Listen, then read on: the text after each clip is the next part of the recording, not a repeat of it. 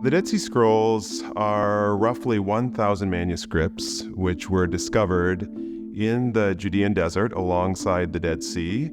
The scrolls that were studied first were really those that were biblical scrolls and Hebrew scrolls written by a group of Jews in the ancient world from around the time of the New Testament. Well, there was another group of scrolls alongside of those which were sort of left to the side in the beginning, and those were the scrolls written in Aramaic. I work on the Aramaic literature from among the Dead Sea Scrolls, and that's exciting because we're just really starting to figure out what's there and how those Aramaic texts fit into the picture.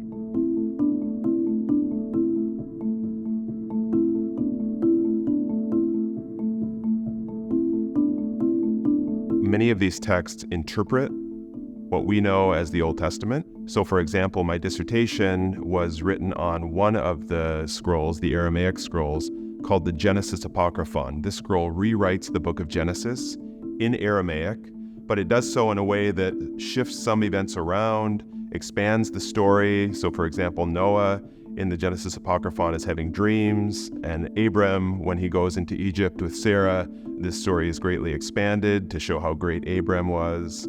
It really allows us a glimpse, which we didn't have before, of how the Old Testament was being read, how it was being understood, what themes were important to the people, also leading up to the New Testament and early Christianity. Well, one of the things that really surprised me in looking at these scrolls was that the concerns that they had are not so different from the concerns that we have today. For example, a part of what was going on in the world then was there was a huge shakeup in world empires. The Persians had been ruling. All Jews were really subjects of the Persian Empire.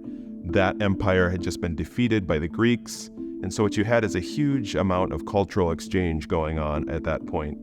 And you can see in much of this Aramaic literature that they're grappling with this cultural exchange and trying to figure out where does the revelation that we have received as the Jewish people fit into this world stage. And I think we're grappling with those sorts of things still today. We're in a globalized society where there are all sorts of cultures crashing together at all times. And for people of faith who claim these texts, the text of the Bible, as their own text, it's often difficult to navigate how that relates to the world that we're also part of, just as human beings today.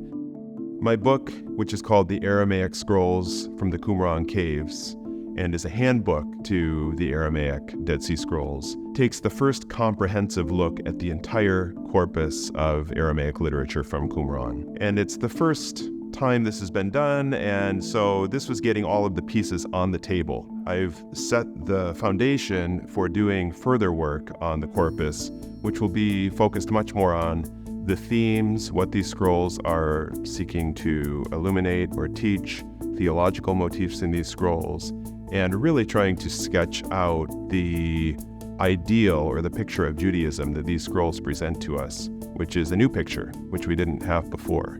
Notre Dame has a very established name with study of the Dead Sea Scrolls and really study of Judaism and Christianity in the ancient world. That was because of great scholars who worked here before, like James Vanderkam, Eugene Ulrich, Hindi Naiman, Gary Anderson. These scholars really have made a huge impact on the field and have established Notre Dame as just one of the great places in the world to be able to study ancient Judaism and the Dead Sea Scrolls. So I feel really fortunate to be able to come to Notre Dame and to help contribute in my way to continuing that legacy.